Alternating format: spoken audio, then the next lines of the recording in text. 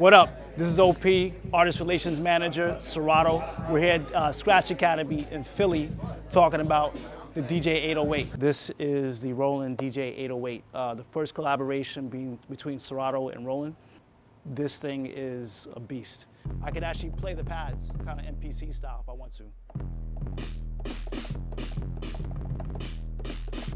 Right, so I can play them out and record that sequence like that. Or if I want to, while I'm playing, and unfortunately it doesn't record it, I can kind of trill it, the trill mode. So these bottom buttons here are gonna be for the kick, snare, closed hat, and open hat. And I can, by pressure sensitivity, kind of start to trill it, hi-hat kind of situation, right? So I want to trap it out a little bit, I could do that.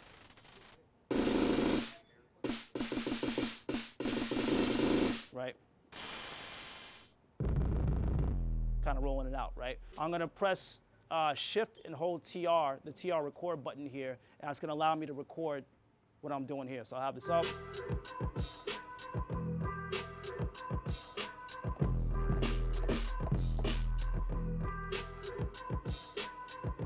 Do one more time.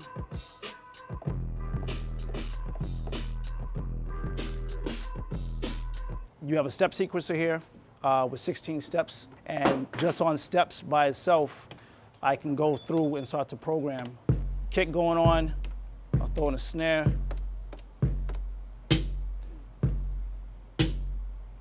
Throw in some hi-hats, right? Super easy. I could go through and either then start to pull things in and out as I'm going along as it's playing, right? So take out a few hi-hats along the way.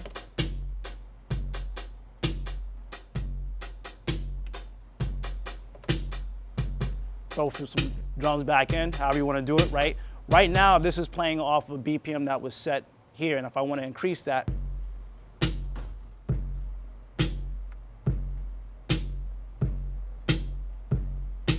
so I can set it to whatever tempo I want to be able to rock with, right, really easily. If I'm holding down the shift button, I can move it by whole step BPM, and then I can do it also then in tenths if I'm just turning the knob by itself, right? If I want to, I can change the scale on it. So right now it's going to 16ths. If I want to double that up, 30 seconds, right? I can do 16ths, triplets. I can do 8 triplets as well.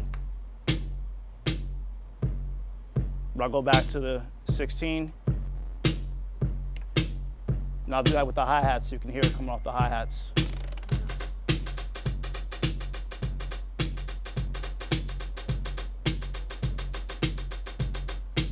So I can go positive in swing and also negative in swing as well. So I can throw the hi-hats behind it.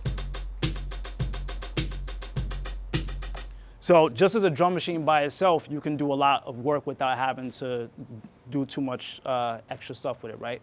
Now the cool thing about it is that you can start to now take different drum machines and combine them together. So on here, you have the sounds of the 909, 808, 707, and the 606. Again, you have 16 patterns. I'm on the first one. I could make 16 other ones as I'm going along and then be able to switch. Now we can talk about how it integrates inside of Serato.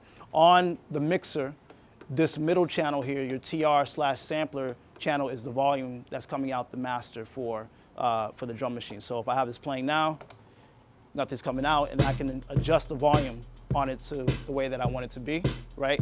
And with that being said, I could also cue that before I bring it out to the crowd. So I can make a pattern in my headphones first, make sure it sounds good, and then bring it out to the crowd instead of them having to hear me put it together. I could do all that work in my headphones first, be organized with it, right? Now, before I get started, just to kind of give you the understanding of how this all syncs together, right? First thing, which is super important, you have to make sure that your songs are gridded. So you should analyze your songs, make sure the beat grids are there, and make sure that they're all tight. If they're not gridded right, it's not gonna sync right to the drum machine. So you have to make sure the grid is set up first, right? Once you analyze the songs, you grid it, and I'm gonna turn sync off here as well. If I'm playing, we have full volume controls for the bass drum, the snare drum, the closed hat, and the open hat. Also add effects from Serato onto the sequence that I'm playing as well. So inside of Serato 1.9.3, you have 8 slots to be able to put sounds in. And within that being said, there we go. You can throw your own one-shots in it. You can throw loops into it, samples, whatever you want to do to make it work. If you're doing loops, your loops will now sync up to whatever you're playing with. So you can press sync and the loop inside of the sample deck will then sync up to the track that you're playing, right? And the dope thing about the sampler is that you can route that to any channel that you want to out of the mixer.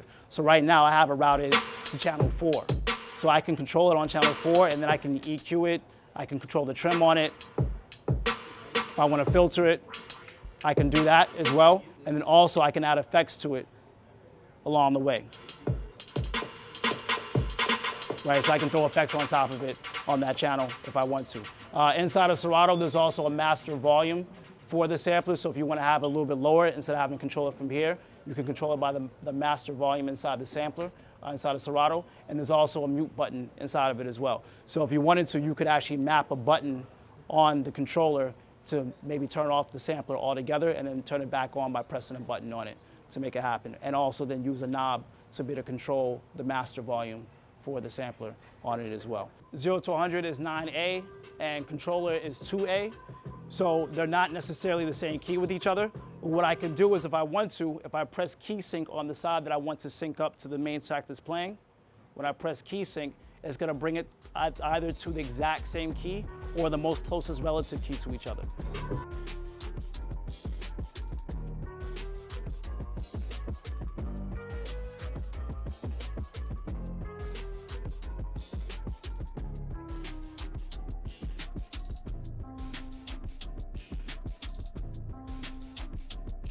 In terms of a controller that you want to be able to use both to be able to play with and also be able to live produce, this is the only thing on the market that you'll be able to find that does both of those things together. This is the one, the Roland DJ-808, $14.99 in stores now. We're here at Scratch Academy, Philly. Check it out.